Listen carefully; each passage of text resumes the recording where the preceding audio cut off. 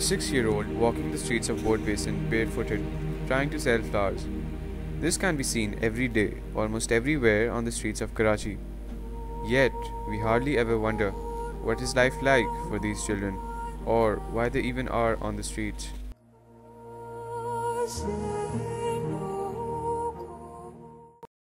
In 2003, there were 8,000 street children living in Karachi. The number has now grown to 12,000 with an increase of nearly 50%. One of these children is Awais. नाम क्या है आपका? अवैस। कितने बहन भाई हो आप लोग? हम 3 भाई थे और एक बहन।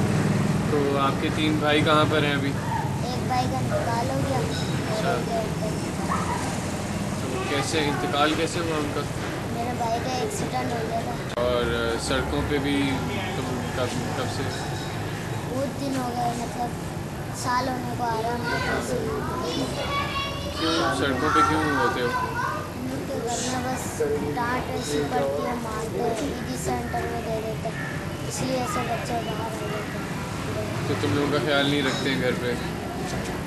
घर में बच्चों से ज़्यादा हम लोग इधर पहले जो हमारे को डांट पड़ती थी ना, तो हम दूसरे बच्चों को देख देख के लोग भाग जाते थे, बच्चे उनको देख देख के हम लोग इधर आए। ये लोग ऐसे बोलते हैं।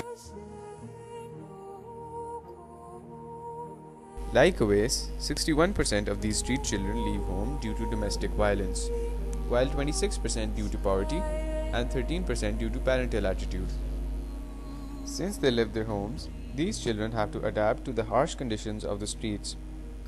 Other children at this age are at the early stage of schooling, while children like Awais have already learned the art of survival on the streets. सड़कों पे आ गए, आप क्या क्या मुश्किलात आपके सामने आई? हमारे को सर्दी लगती थी, कोई होता नहीं था, लोग मारते थे, जैसे दूसरे लोग होते हैं बड़े बड़े आते पैसे छीनते थे, मारते थे। तो रात को कैसे सोते वगैरह कैसे थे? उस वक्त खाना वगैरह कैसे खाते थे? उस वक्त ऐसे जैसे होटल पे आ गए खाना हम लोग ऐसे खाते थे, और हम लोग रहते थे तो बहुत सर्दी सी रात को लगती थी, हम लोग ठंड में बस तो अकेले रहते थे या तुम लोगों के साथ और भी लोग होते थे? और भी बच्चे होते थे पहले, अभी वो चले गए, कुछ बच्चे घर चले गए। तो पूरा दिन क्या क्या करते रहते थे? क्या करते थे पूरा दिन आप? पूरा दिन हम लोग घूमते रहते थे, कभी फेरी लगाते थे, ऐसा लोया छूटते रहते थे। अच्छा, लोया बेच के फिर पैसे आते थे आपके पास?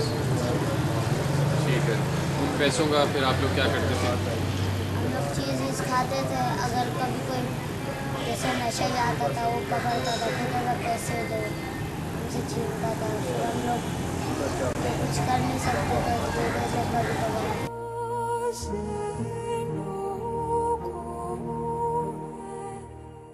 इनमें से ज़्यादातर बच्चे जो हैं वो या तो सड़कों पे आपको भीख मांगते नज़र आते हैं, या गाड़ियाँ साफ़ करते हैं, या बिल्कुल छोटे मोटे काम करते हुए, टिश्यू पेपर बेचते हुए, फूल बेचते हुए, कन्या बेचते हुए, इस तरह के काम करते हुए नज़र आते हैं। या फिर इनमें से 51% बच्चे ऐसे हैं जो पेटी क्राइम्स में इन्वॉल्व हैं, जो कोई ना कोई छोटी मोटी चोरी करते हैं, पिक पॉकेटिंग करते हैं, मोबाइल स्नैचिंग करते हैं, उन चीज़ों से वो अपनी अर्निंग पूरी करते हैं।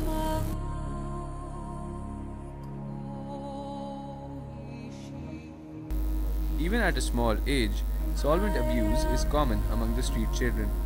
It is estimated that 91% of the street children sniff glue. आपके दोस्त वगैरह में आपने देखे होंगे नशा लोग करते हैं, तो क्यों करते हैं लोग नशा?